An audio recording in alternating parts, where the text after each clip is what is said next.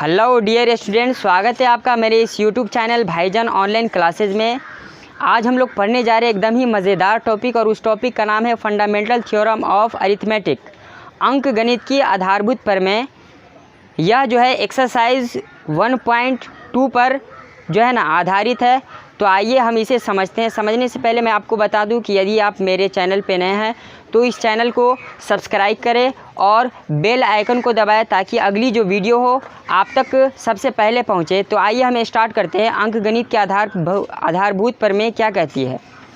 तो देखते हैं कि प्रत्येक भाज्य संख्या को अभाज्य संख्याओं के गुणनफल के रूप में व्यक्त किया जा सकता है तथा यह गुणनखंडन अभाज्य गुणनखंडों के आने वाले क्रम के बिना अद्वितीय होता है। इसमें दो संख्याओं के बारे में हमें जानकारी चाहिए। सबसे पहला भाज्य संख्या है और एक है अभाज्य संख्या।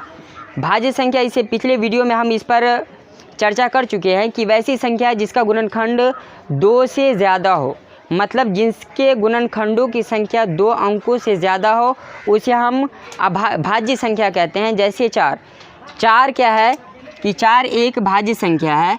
4 का यदि आप गुणनखंड करो तो आपको मिलेगा 1 गुने 1 के पहाड़ा में भी आता है 4, 2 के पहाड़ा में भी आता है 4 और 4 के पहाड़ा में भी 4 आता है। मतलब इसके जो गुणनखंडों की संख्या है, नंबर ऑफ फैक्टर्स, वह 3 है। तो वैसी संख्या है जिसका गुणनखंड 2 अंकों से ज़्यादा हो, उसे हम भाज्य संख्या कहते हैं। इसके अपोजिट अभाज्य संख्या क्या होता है कि वैसी संख्या है जिसका गुणनखंड केवल 2 हो। मतलब यह हुआ कि वैसी संख्या है जो सिर्फ 1 और स्वयं के पहाड़े में आए। वैसी संख्या जो 1 और सिर्फ स्वयं के पहाड़े में आए उसे हम कहते हैं अभाज्य संख्या। जैसे 2 किसके पहाड़े में आता है? 1 के और 2 के। 3 भी 1 के पहाड़े में आता है और 3 के। 5 5 भी 1 के पहाड़े में आता है और 5 के पहाड़े में। इस तरह से बहुत सी सारी संख्याएं हैं। तो आइए अब हम देखते हैं कि अंक गणित की आधारभूत प्रमेय कहती क्या है। कहते हैं कि प्रत्येक भाज्य संख्या को अभाज्य संख्याओं के गुणनफल के रूप में व्यक्त किया जा सकता है तथा यह गुणनखंडन अभाज्य गुणनखंडों के आने वाले क्रम के बिना अद्वितीय होता है। एक हम एग्जाम्पल लेते हैं इसे समझने के लिए। एग्जाम्पल है एक भाज्य संख्या 140। अब हम 140 का इसका अभाज्य गुणनखंड करते हैं। 140 सबसे पहले 2 से लगाते हैं हम। 2 सत्ते 14, 35, 3 से नहीं लगेगा, 5 से लगेगा, 5 सत्ते 35। मतलब 140 का जो गुणनखंड है वह है 2 गुने 2 गुने 5 गुने 7। और इसका क्रम यदि आप बदल के भी लिखते हो तो कोई दिक्कत नहीं है। इसे हम इस प्रकार भी लिख सकते हैं 7 गुने 5 गुने 2 गुने 2। मतलब क्रम बदलने से इसका गुणनफल 140 से कम या ज़्यादा नहीं होगा, इसका गुणनफल 140 ही होगा। लेकिन यह है कि इस 140 के अभाज्य गुणनखंड में इस संख्या के अलावा और कोई भी संख्या नहीं हो सकती है। यही हमें अंक गणित के आधारभूत प्रमेय कहते हैं। तो आइए अब हम देखते हैं कि अंक गणित की आधारभूत प्रमेय जो है उसका अनुप्रयोग क्या है। तो चलिए हम देखते हैं। तो आइए हम देखते हैं अंक गणित की आधारभूत प्रमेय का जो अनुप्रयोग है वह है, इसका प्रयोग हम HCF और LCM ज्ञात करने के लिए करते हैं। जैसे हमें एग्जाम्पल से एकदम क्लियरली समझ में आ जाएगा। एग्जाम्पल हम लेते हैं।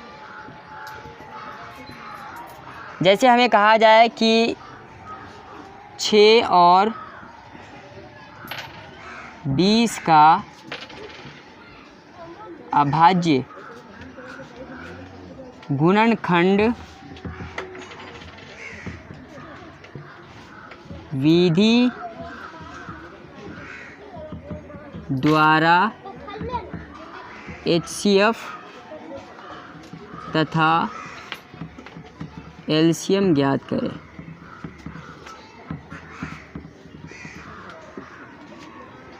एकदम आसान है, बिल्कुल आप सही से समझो। सबसे पहले 6 है तो 6 का हम अभाज्य गुणनखंड लिख सकते हैं 2 गुने 3। उसके बाद है 20 का जो अभाज्य गुणनखंड होगा आप इस तरह से कर सकते हैं। अभाज्य गुणनखंड 2 दाएं के 20, 2 पंचे 10। मतलब 20 का जो अभाज्य गुणनखंड है वह है 2 गुने 2 गुने 5। अब सबसे पहले HCF ज्ञात करना है तो लिखेंगे इसीलिए HCF। अब HCF ज्ञात करने के लिए सबसे पहले हमें देखना है कि कॉमन संख्या कौन सी है दोनों में। यहाँ पर हमें 2 ही संख्या है तो दोनों में हम देखते हैं कॉमन कौन सी संख्या है। तो दोनों में हमें सिर्फ 2 कॉमन दिख रहा है, बाकी और कोई भी संख्या नहीं है जो इस दोनों में कॉमन है। तो जो संख्या कॉमन है वही इसका HCF हो जाता है। तो HCF हमें कितना प्राप्त हो गया? 2। अब हम देखते हैं LCM, लिखेंगे इसीलिए LCM बराबर जो कॉमन था उसको एक बार लिखना है, जो कॉमन होगा उसको सिर्फ हम एक बार लिखेंगे। तो जो कॉमन था वह है 2, उसके बाद जो भी संख्या सबको लिख देना है 2 गुने 3, नीचे ये 2 और 5 है, 2 गुने 5 गुना कर देंगे हम, 2 तिया 6, दूना 12 पंचे 60। तो इस प्रकार हमें अंक गणित के आधारभूत जो प्रमेय कहती है उस हिसाब से हमने यहाँ पर 2 संख्याओं का HCF और LCM निकाला। HCF हमें 2 प्राप्त हुआ और LCM हमें 60 प्राप्त हुआ। इस प्रकार से आप किसी भी संख्या का HCF और LCM ज्ञात कर सकते हैं अभाज्य गुणनखंड विधि के द्वारा। अब हम लोग एग्जाम्पल की तरफ बढ़ेंगे। तो आइए हम एग्जाम्पल 5 देखते हैं। एग्जाम्पल 5 कह रहा है कि संख्याओं 4n पर विचार कीजिए जहां n एक प्राकृतिक संख्या है। जांच कीजिए कि क्या n का कोई ऐसा मान है जिसके लिए 4n अंक 0 पर समाप्त हो। यहाँ पर क्या कहता है कि n एक प्राकृतिक संख्या, तो जांच करना है कि क्या n का कोई ऐसा संख्या है जिसके लिए 4n अंक 0 पर समाप्त हो। मैं आपको एक बात बता दूं कि 0 पर समाप्त होने के लिए उसका जो गुणनखंड होगा वह 2n × 5m का रूप का होना चाहिए। यदि इस रूप का नहीं होगा तो वह 0 पर समाप्त नहीं होगा। तो आइए हम 3-4 एग्जाम्पल रखकर है ना जांच कर लेते हैं। यदि 4n, यदि n के जगह पे हम 1 रखते हैं तो क्या आ जाता है 4। हम 4 को लिख सकते हैं 2 × 2। दूसरा हम रखते हैं 2, 4 गुने 4, ये बराबर हो जाएगा 2 × 2 × 2 × 2। तीसरा भी हम अंक रख ले 3, 4 × 4 × 4, 2 × 2, 2 × 2, 2 × 2। एक और रख लेते हैं,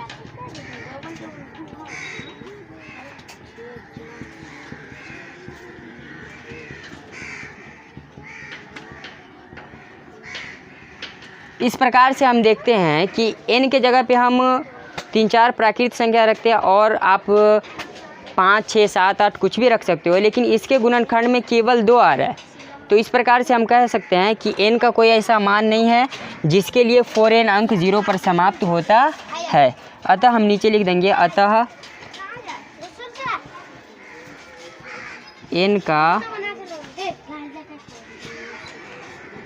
कोई ऐसा मान नहीं है जिसके लिए 4n अंक 0 पर समाप्त हो। तो चलिए बने रहिए मेरे साथ, मैं अगले वीडियो में आपसे मिलता हूं और जो एग्ज़ाम्पल है उसको सॉल्व करूंगा। यदि इसमें आपको यदि किसी टॉपिक पे प्रॉब्लम हो तो आप हमें कमेंट सेक्शन में करके ज़रूर बताएं, ताकि हम आपको अगले वीडियो में उस प्रॉब्लम को सॉल्व करके आपको बता सकें। तो बने रहिए हमारे साथ, हम अगले वीडियो में आपसे मिलते हैं।